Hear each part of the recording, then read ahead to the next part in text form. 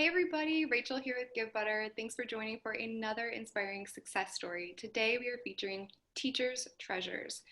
Through an all-day virtual live stream event, they raised over $37,000 to get school supplies into the hands of local teachers and students in the midst of the COVID-19 pandemic. Alicia joins us today to share why they turned to Givebutter to reach their fundraising goals, as well as tips, tricks, and lessons learned along the way so that any fundraiser who's watching right now can put them right to good use. Alicia, thank you so much for joining us today. Well, thank you for having me. I'm happy to be here. So to start, why don't you introduce yourself and what Teachers Treasures is all about?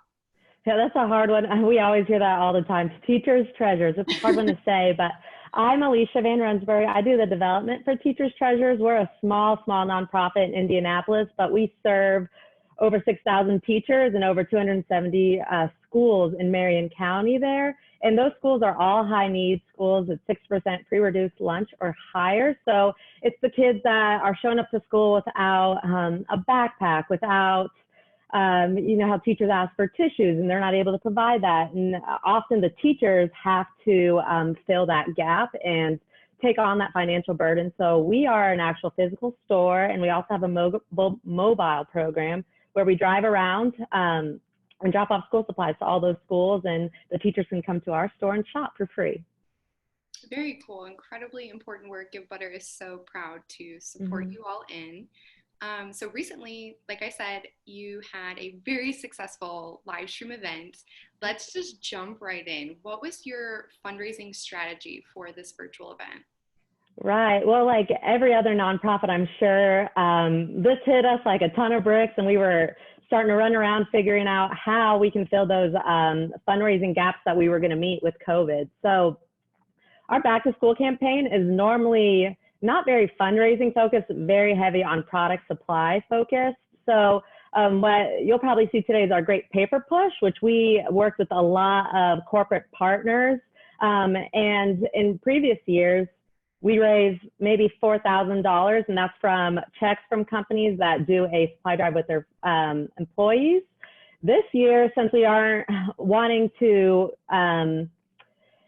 have people go out and buy supplies, we didn't want to encourage that and to bring it to their office. And a lot of people working from home, but we still wanted corporations to feel connected to their employees who normally would do the school supply drive. So this year, we decided to change that into a virtual platform. So it's kind of like online shopping, but instead of going to the store, you're just buying supplies online through Givebutter, which I'm excited to show you how we set that up. Very cool. Yeah, speaking of which, let me go ahead and pull that up so everyone can see your beautiful campaign. Okay, so I'm just going to go ahead and scroll through, and I'd love to hear some of the highlights, what you were thinking through when you were setting up this campaign. Do you want me to start with purchase supplies? Because you were just mentioning that. Right, yeah. So we heard about Givebutter through our CRM system, Bloomerang, because they work well together, and I wanted something that would go directly into our CRM so we didn't have to worry about all the uploading, all the Excel spreadsheets, post-event. So we started talking to Givebutter, and I really liked it from the start, but there was one component that I found that they were missing, and we wanted it to make it look like it was online shopping. And so people didn't just think that they were donating $5 here, but we wanted to give a picture to what they're donating. They're donating supplies to support all the schools here in Indianapolis. And when we met with Tori, she said, oh, we can definitely do that. And so we were able to pick out what pictures we wanted, put those in as tickets. It was really easy to work with actually once it started going, and we were able to change it to whatever we wanted it to be. And a lot of people did select supplies. And so it's fun looking back at those items that were selected. So we can say that there was 25,000 pencils that were donated during the virtual school supply drive, which we wouldn't normally have that data on the back end because no one's sitting there counting the pencils we would get in physically. So this was very fun to do. And a lot of people would just surpass us too with the no thanks, I'd like to donate also if they'd like. So it was very intuitive for our donors, which I truly enjoyed. And once I saw this, I was like, Givebutter all the way. So happy to hear that. I love the way that you set it up with that visual, really creative, like you said, intuitive flow. And people can just pick a dollar amount if they'd like. But I also want to point out you had a massive team following. So how did you also incorporate team fundraising into this process? Yeah, so what we found is competition is really what's going to take any fundraiser to the next goal. So we normally, for our big gala, I don't want to get too into it, but we started doing a dessert dash where everyone's voting on their team table, and we raised $42,000 in 15 minutes.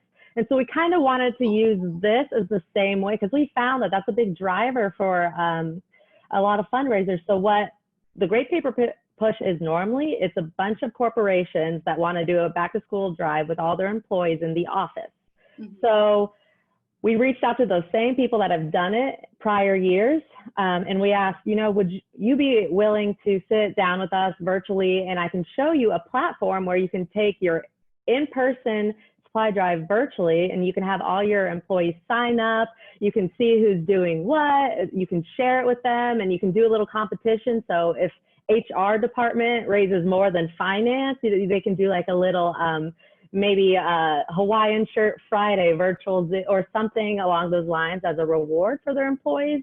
And they automatically loved it right away, because they said, oh, that's so funny. Our company loves competition. That's where we see everyone get most excited about. So you can see that a lot of these companies, American College of Education, they're a fantastic partner of ours. They have employees all over the US. So that's why they had 64 members. And this is a way for them to get all their employees involved.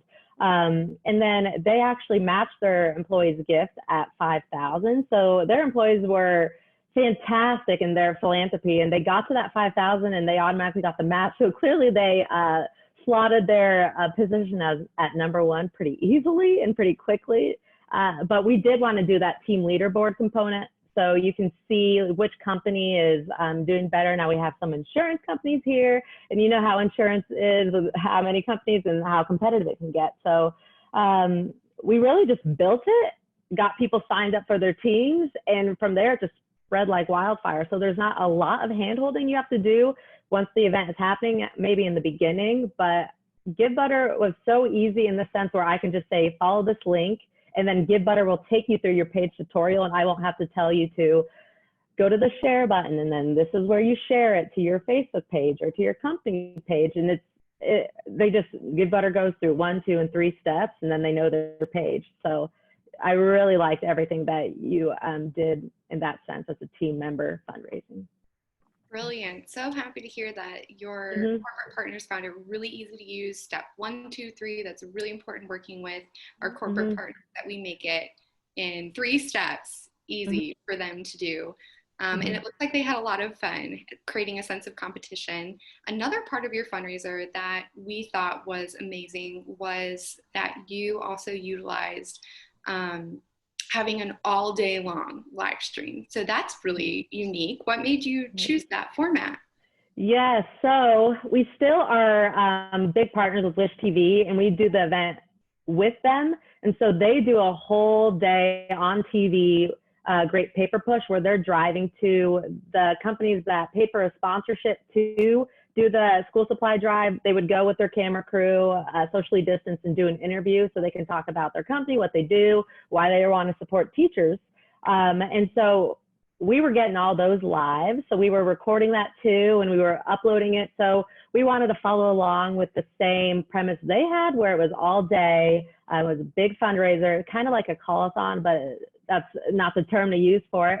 But that's what we wanted to incorporate, and then have videos of our teachers, have thank you videos, have a kindergarten teacher show us how they do a craft with their kindergartners digitally, because I'm sure that's something everyone wants to know. And we had a great response from all the things that we did. Now, it's a whole nother, it's a big elephant to take on, all day content, but Givebutter made it easy for us. Oh, well, and you pulled it off. It worked. And I actually, so we had seen some of the prep work you were doing and how you were marketing, and it really caught our attention because it was cohesive. You used a lot of video content, which we thought was really just energetic and exciting. I attended part of the event. You live streamed some of it right at the top here, which made it really easy. So anyone who was following along, they could be watching, inspired by a story, and donate all at the same time. So I thought you did a brilliant job of that. So you had a lot of this beautiful storytelling at the bottom, and I always want to point that out to people, that these visuals make a huge difference in the success of your campaign page. And I like that you kept your storytelling just concise and to the point. I think that's great. Do you have any other tips, tricks, or lessons learned when you created this? Because it's your first virtual fundraiser. You know, normally you don't do this year to year on Givebutter. Any tips, tricks, lessons learned that you have for other fundraisers who are following? Right. Like you said, this was our first event with Givebutter, really doing any fundraising campaign fully digital. So there's me not being a big software coder developer, but so when I was putting in information into our Givebutter page, it was very easy. You can bold, you can add images, add videos. So I really like that component where it was easy to use as someone that's not going to code a whole HTML line. So I really appreciated that. Some of the tips that I would say is once you're getting started, it is a big struggle at the beginning to get people going. So everyone talks about a leading gift. So reaching out to the donors that are right in your pocket, your board members, getting a board team going, getting all your board members to sign up for that team and sharing with their friends, that really gets the campaign started, especially when it's a 2-week-long campaign. You don't want anyone that once you're a week in, there's still no donations because people are wondering if it's live. So once you start talking to the donors that are most interested in making something happen here, then that's really when it starts taking off. Oh, and some of the other tips and tricks that I found that Givebutter made very easy is because we had some matching donations come in. We were pretty good partners with Coke and Pepsi, and we just got done with a golf outing, and we were talking about this Gr8 Paper Push that we were going to do, and they said, oh, we'd love to do a matching gift for anyone that donates from 8 a.m. to noon that day, and we would match it up to $5,000.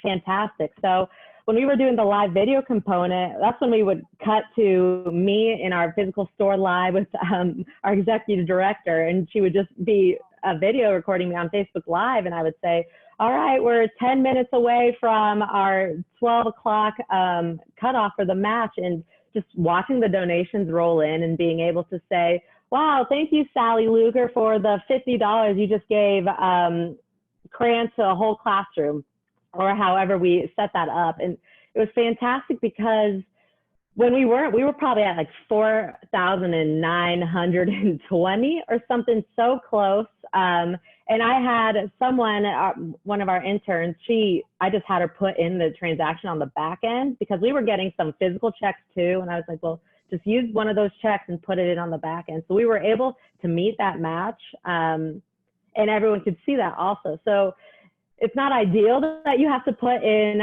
outside money into the campaign, but once you're able to get there, it's nice that Givebutter does have that emergency capability where you can just put in the transaction so you hit that mark. Yeah, so yeah. Great point, because I think we do meet folks sometimes who aren't aware that you can use both. It doesn't have to be all online. You can add in offline donations, and that's so important when you're doing live stream. Like you said, if you're trying to reach a match or a goal at a certain point, you may need to kick in those offline donations to help you reach that goal. So kudos to you and your entire team. This campaign was exciting. It was so well executed. We are so proud to support your important mission, what you're doing for teachers and students, and know that so many in the Givebutter community are going to be inspired by your story. Alicia, thank you so much for joining us today. Well, thank you, Rachel. Thanks for having me.